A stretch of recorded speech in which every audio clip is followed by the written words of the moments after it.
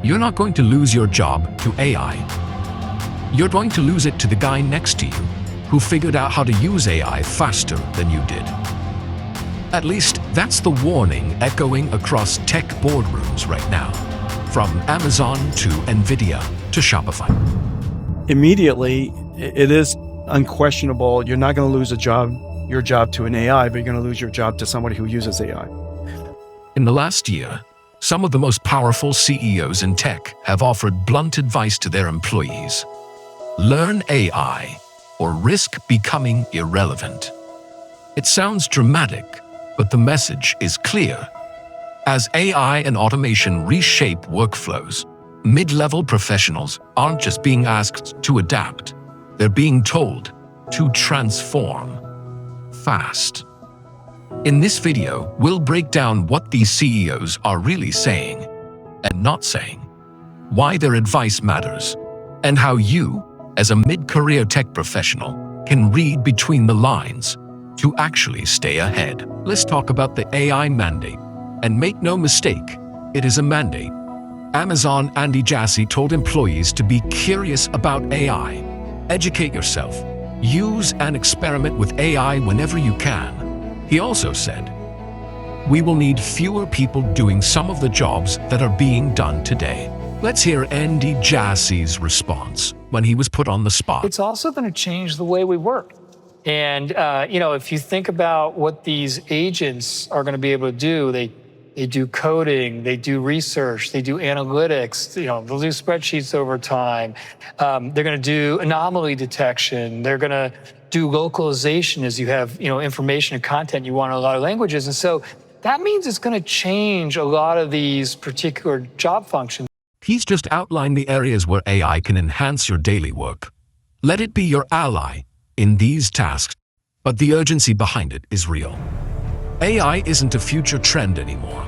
It's in your project management tools, your code base, your inbox. And according to CEOs, if you're not already integrating it into your daily work, you're behind. Even Shopify's Tobi Lütke went as far as to mandate the use of AI tools across teams. Want to hire someone new? Prove AI can't do it. Which is a bold move, really. I mean, it's great to integrate AI, but yeah, it's definitely sent out a warning shot, I think, to staff at the company. Yes, it did. But it's a shift in power dynamics. It's no longer AI might help your job, it's AI is your job now.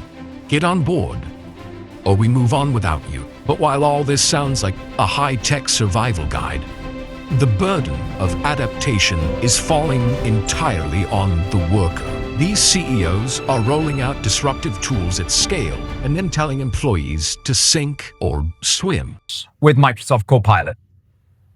Copilot is your everyday AI companion. It puts knowledge and expertise at your fingertips and help you act on it. A not-so-subtle reminder that in the age of automation, your value is tied to your speed of adaptation. In the way I look at it, anyone who's predicting this is what's going to be, your job in the future with AI, nobody has any idea. Even the CEO of Amazon has no idea, right? So at this point, I think it's sort of all bets are off. But we know all these jobs. LinkedIn right now estimates that 70% of workforce skills are going to be totally different by 2030. That's as good as we know right now. Wow, I'm thinking of all those coding classes that so many we're taking, and that's even going to be obsolete here Wiped out. In a matter of 5 minutes. But AI adoption is just the entry fee. Ordinary citizens, I think it's very important, learn to use AI, learn to understand where the technology is going. If you're not blindsided, you have a much better chance of adapting. There's some, better world, at least in the short term, at least for now, we should take it bit by bit where everyone learns to use AI better. And that speeds up the adaptation. And here's the second part of the message. Being good enough just doesn't cut it anymore. I think for mundane intellectual labor, AI is just going to replace everybody. If it can do all mundane human intellectual labor, then what new jobs is it going to create? You'd have to be very skilled to have a job that it couldn't just do. Fiverr's Micha Kaufman delivered what might be the most honest assessment. If you do not become an exceptional talent at what you do, a master, you will face the need for a career change in a matter of months. Notice that word, exceptional. Not good, not competent. Exceptional. Kaufman's memo specifically recommends learning prompt engineering and becoming proficient with generative AI, warning that traditional tools become obsolete. Amazon's Jassy echoed this, encouraging employees to attend workshops and take trainings, emphasizing that stagnation is risky. Even Satya Nadella has been preaching the learn-it-all culture for years. What it really means is, your value isn't static. It's entirely based on your willingness to evolve. And no, this doesn't mean everyone needs to become a machine learning engineer overnight, but it does mean you need to show visible growth, like learn to prompt effectively, understand automation tools, experiment with the latest frameworks in your field, pick up certifications, yes, but more importantly, apply what you learn fast. The CEOs are telling us something loud and clear. The age of passive expertise is over. Doing your job well isn't enough. You need to keep stretching, keep learning, and keep proving that you're ahead of the curve, not chasing it. This brings us to the third pillar of CEO advice. Focus on high-value, uniquely human work. Lowe's CEO, Marvin Ellison, gave perhaps the most practical advice. Stay as close to the cash register as you can. Stay close to the customers, because you will always have employment opportunities. What he's really saying is, make your impact visible and measurable. If you're working on projects that directly drive revenue or solve customer problems, your value is clear. If you're working on peripheral initiatives or abstract improvements, you're more vulnerable. In short, be visible, be valuable. Finally, there's the productivity angle, because they also want you to work smarter, not just harder. Amazon's Jassy talks about freeing employees from rote work so they can reinvent the company. Sarah Franklin from Lattice used a vivid analogy.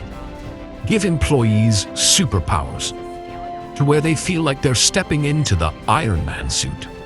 The goal, let technology take the tedious stuff so you can focus on high-level problem solving and creativity. CEOs tie efficiency directly to job security. Jassy talks about efficiency gains like it's the new KPI for survival. Kaufman warns, you need to work faster and produce more, but without sacrificing quality. We were given with superpowers, but this should reflect in how people work. So my expectations are double or triple the output per unit of time, and the same for the quality per unit of delivery. It's a balancing act. Be the person who uses tech to get more done, faster and better. Look, the honest truth is that the tech industry is going through a fundamental shift. The CEOs giving this advice aren't trying to scare you. They're trying to prepare you for a reality that's already here. The companies that survive will be those that can do more with less, and the employees who thrive will be those who can leverage new tools while delivering exceptional value. In the end, your job isn't just to adapt to AI or become exceptional at your current role. It's to build a kind of career resilience that lets you navigate whatever changes come next.